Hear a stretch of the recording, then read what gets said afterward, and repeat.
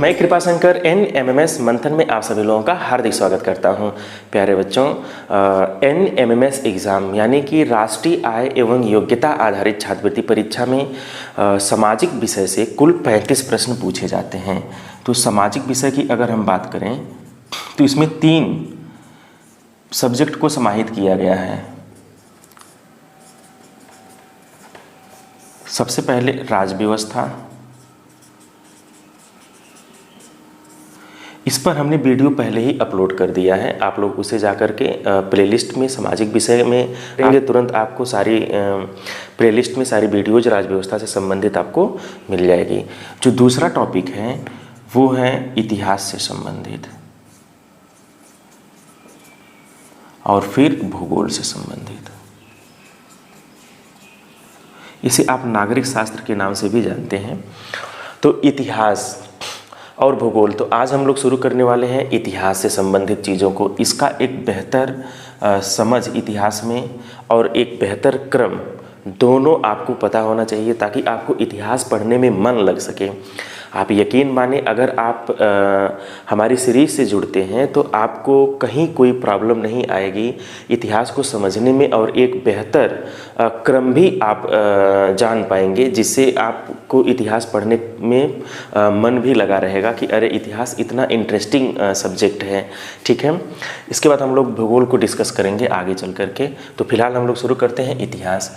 तो हिस्ट्री की अगर हम बात करें तो अतीत की घटनाओं की सामाजिक, आर्थिक और राजनीतिक और सांस्कृतिक, सामाजिक, आर्थिक, राजनीतिक और सांस्कृतिक जो घटनाक्रम है अतीत की, उनको जानने और समझने के लिए हम जिस शास्त्र का यूज़ करते हैं उसे हम इतिहास कहते हैं, या जिस शास्त्र में इस सब का जिक्र किया गया है उसे हम क्या कहते हैं, इतिहास। इतिहास के पिता या इतिहास के जो जनक हैं वो हेरोडोटस हैं।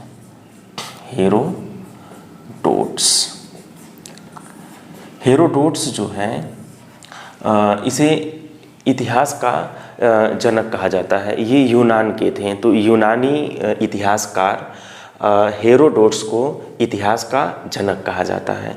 तो ये आप अच्छे से जानते रहिए, ये कभी भी ये क्वेश्चन पूछ सकता है कि इतिहास के जनक कौन है, तो हेरोडोटस हैं। ठीक, अब इतिहास को स्रोत के आधार पे अगर हम बात करें तो इतिहास को हम 3 भाग में बांट सकते हैं। प्रागैतिहासिक काल, दूसरा जो है आद्य ऐतिहासिक काल, तीसरा ऐतिहासिक काल। इन 3 काल में ही इतिहास को बांट करके आपको सीखना है। अब प्राग ऐतिहासिक काल क्या होता है? प्राग ऐतिहासिक काल का कोई भी लिखित साक्ष्य नहीं मिला है। तो ऐसा समय जिसका कोई भी लिखित साक्ष्य न मिला हो उसे कहते हैं प्राग ऐतिहासिक काल। आद्य ऐतिहासिक काल में क्या है कि लिखित साक्ष्य मिला हो, लिखित साक्ष्य तो मिला हो,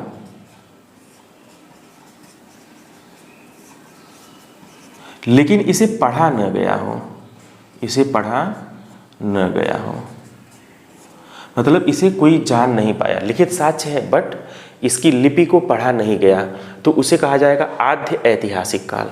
ऐतिहासिक काल क्या होता है? लिखित साक्ष्य भी है,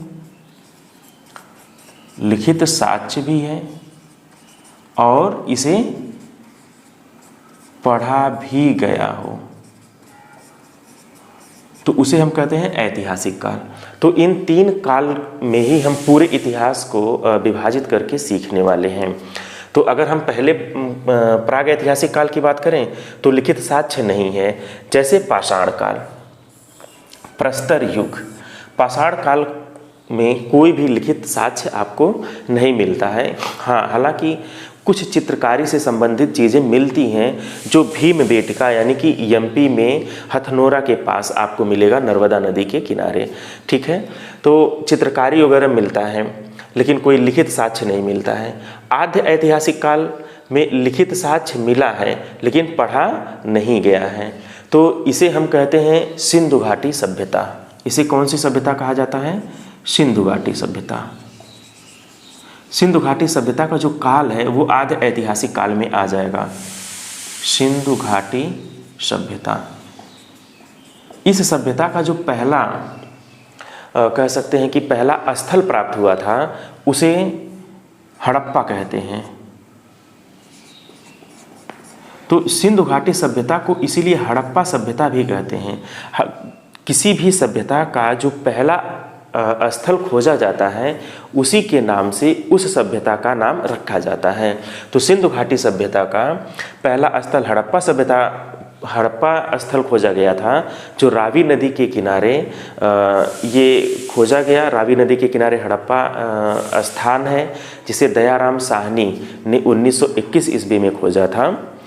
तो इसलिए सिंधु घाटी सभ्यता को कौन सी सभ्यता के नाम से जाना जाता है? हड़प्पा सभ्यता के भी नाम से जाना जाता है। इसका लिखित साक्ष्य मिला है बट उसे अभी तक पढ़ा नहीं गया है, इसलिए इसे आद्य ऐतिहासिक काल में ही रखा जाता है। ऐतिहासिक काल की अगर हम बात करें तो ऐतिहासिक काल में लिखित साक्ष्य भी मिला है, पढ़ा भी गया है, और ये वैदिक काल जिसमें वेदों का निर्माण होता है, तो वैदिक काल की अगर हम बात करें, वैदिक काल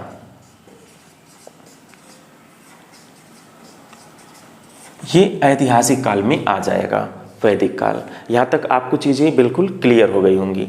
अब हम लोग आज जो डिस्कस करेंगे वो पाषाण काल पे अभी हम लोग बात कर रहे हैं। पाषाण काल से संबंधित चीज़ों को आज हम लोग डिस्कस करने वाले हैं। तो पाषाण काल प्रागैतिहासिक काल से ही संबंधित है, इसका कोई लिखित साक्ष्य नहीं मिला है। पाषाण काल को 3 भाग में बांट के हमें पढ़ना है। पहला क्या है? पुरा पाषाण काल, मध्य पाषाण काल और नव पाषाण काल। इन तीनों काल की अगर आप विशेषता जान जाएं तो आपको पाषाण काल के बारे में पूरा अच्छे से समझ में आ जाएगा। तो आप ध्यान से देखिए, पाषाण काल में, पूरा पाषाण काल क्या होता है? पूरा पाषाण काल के जो मानव थे वो शिकारी थे, खाद्य संग्राहक थे, मतलब वो विचरण करते थे, कहीं भी उनका कोई फिक्स निवास स्थान नहीं था। वो शिकारी टाइप जीवन अपना यापन करते थे, आज यहाँ कल वहाँ, फिर अगले दिन कहीं और। तो इस तरह से उनका जीवन यापन था। कृषि और पशुपालन जैसी कोई व्यवस्था नहीं थी, क्योंकि वो उनका अस्थायी निवास था नहीं। तो जब अस्थायी निवास नहीं था तो उनका कोई कृषि या पशुपालन संबंधी कोई भी इस तरह की अवधारणा उस समय अस्तित्व में नहीं थी। हाँ, आग की खोज हो चुकी थी। एक चीज़ आपको हम बता दें, पूरा पाषाण काल में ही आग की खोज हो चुकी थी, क्योंकि घने जंगल हुआ करते थे, आपस में घर्षण से आग लग जाती थी, जंगल के जंगल साफ हो जाते थे। तो आग के बारे में उनको जानकारी थी, लेकिन व्यवहारिक उपयोग उस समय आग का ये लोग नहीं कर पाए थे। औजार के बारे में अगर हम बात करें तो क्वार्टजाइट पत्थर जो हैं, क्वार्टजाइट पत्थर इनके औजार हुआ करते थे, यानी कि पत्थर से ही ये अपना हथियार बनाते थे। और चॉपर का मतलब होता है बड़े पत्थर, बड़े, और चॉपिंग का मतलब होता है दोहरी धार वाले पत्थर को। इसे पेबुल संस्कृत के नाम से जाना जाता है, पेबुल संस्कृति। तो यहाँ पे पेबुल संस्कृत का मतलब चॉपर और चॉपिंग व्यवस्था से संबंधित है। चॉपर का मतलब बड़े पत्थर और दोहरी धार वाले पत्थर। तो यहाँ पे पूरा पाषाण काल की अगर हम बात करें तो बड़े पत्थर और दोहरी धार वाले पत्थर यहाँ पे अस्तित्व में थे औजार के रूप में। ये अपने शिकार को मारने के लिए ये पत्थरों का ही यूज़ किया करते थे। तो इस तरह से पूरा पाषाण काल के बारे में आप जान गए। इसमें जो इम्पोर्टेंट चीज़ थी वो आग की खोज थी। तो पूरा पाषाण काल में आग की खोज हो चुकी थी, लेकिन इसका जो व्यवहारिक उपयोग होता है वो मध्य पाषाण काल में होता है। तो मध्य पाषाण काल की अगर हम बात करें तो पशुपालन की शुरुआत हो चुकी थी, और जो पहला पशु था वो कौन सा था? वो कुत्ता था, यानी कि डॉग जो है वो पहला पशु था। ठीक, और आग का व्यवहारिक उपयोग उस समय हो गया था। और उस समय का जो औजार हुआ करता था वो माइक्रोलिथिस का मतलब होता है छोटे औजार, छोटे छोटे औजार होते थे, छोटे छोटे औजार। तो माइक्रोलिथिस की बात करें तो छोटे छोटे औजार होते थे। ठीक, नव पाषाण काल आते आते क्या स्थिति बन गई थी? कृषि और पशुपालन ये दोनों अस्तित्व में आ चुका था और इनका अस्थायी निवास भी हो चुका था। कृषि पशुपालन के साथ साथ आप देख सकते हैं अस्थाई निवास हो चुका था। चूँकि अस्थाई निवास हो चुका था इसीलिए वो कृषि भी करते थे और पशुपालन भी करते थे। और नवपाषाण काल में जो सबसे इम्पोर्टेंट चीज़ है वो पहिए का आविष्कार भी हो चुका था। नवपाषाण काल तक आते आते पहिए का आविष्कार हो चुका था। और ये अपना औजार कैसा यूज़ करते थे? स्लेट के हथियार, पत्थर, बहुत छोटे छोटे पत्थर को धारदार बना लिया जाता था और हड्डियों के भी ये औजार यूज़ करते थे, यानी हथियार अपना हड्डियों के भी ये लोग बनाते थे। तो यहाँ तक आते आते काफ़ी चीज़ें चेंज हो चुकी थी। इनका अस्थाई निवास धीरे धीरे बनना शुरू हो गया था और ये कृषि भी करते थे, पशुपालन भी करते थे। पहला पशु इन्होंने जो खोजा वो कुत्ता था। पहला औजार जो था वो कुल्हाड़ी। पहला औजार की अगर बात किया जाए तो पाषाण काल में पहला औजार वो कुल्हाड़ी था। कौन सा था? कुल्हाड़ी। ये चीज़ ध्यान रखिएगा। पहला औजार इन लोगों ने क्या किया? कुल्हाड़ी। पहला पशु कौन सा था? कुत्ता था। और पहली धातु की अगर बात कहा जाए कि पाषाण काल के लोगों की पहली धातु तो वो तांबा थी, यानी कि तांबा खोजी गई थी, कॉपर। तो पहली धातु क्या था? तांबा था। तो इस तरह से पाषाण काल के बारे में हमने आपको पूरा विस्तृत बता दिया। अब हम लोग सीखेंगे सिंधु सभ्यता या हड़प्पा सभ्यता के बारे में नेक्स्ट वीडियो में। Okay, thank you.